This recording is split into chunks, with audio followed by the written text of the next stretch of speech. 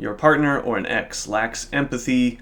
They seem indifferent to your wants and needs. They're preoccupied with how special they are and they need everyone to see it. Maybe they're consistently manipulative. So the internet tells you you're dating a narcissist, and it probably feels good to put that person in that box and explain everything that went wrong in the relationship using that label.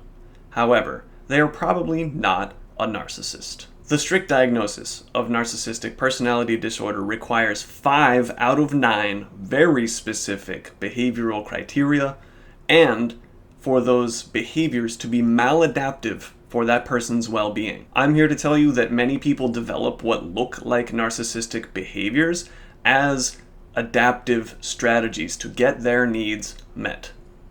It may be hurtful to you and to others, but at some point in that person's life, it helped them to get their needs met. It protected them from something.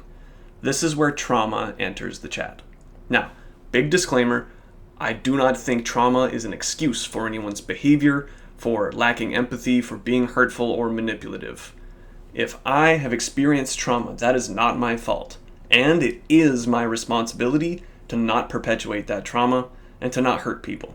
I'm also not suggesting that you go on tolerating these behaviors just because there's an explanation for them. Not suggesting that you stay with somebody who's treating you in these ways. You deserve better. Now, someone who lacks empathy wouldn't know empathy if it were plastered on every mirror in their apartment because they likely never received it as a child. They probably never saw their parents holding empathy for one another, and they might have even been punished for expressing any emotion at all. So they learned early on that empathy is just not available to them.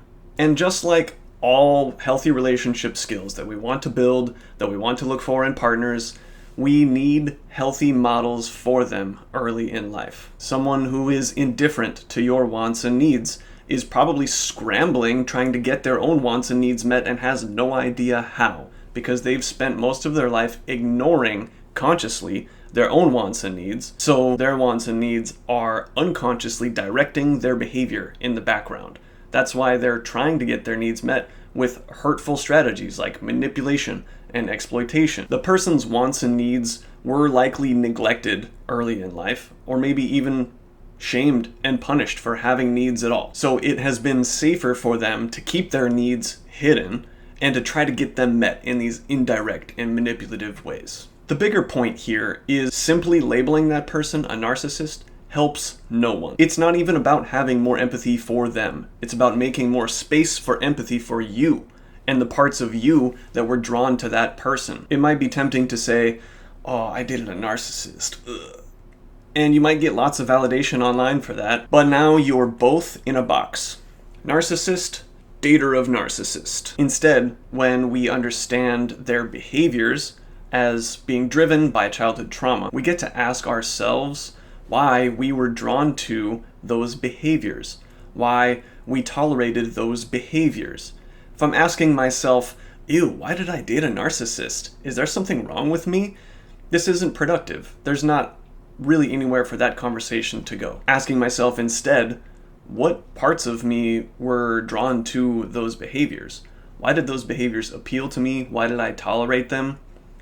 This is now much more informative, and it comes from more of a growth mindset. So if you care about actually learning from that experience, don't just label them a narcissist and be done with it. Remember that their behaviors kept them safe at some point, and then you can do the work to see why those behaviors appealed to you. Comment below and let me know what you think, and as always, let your heart do the talking.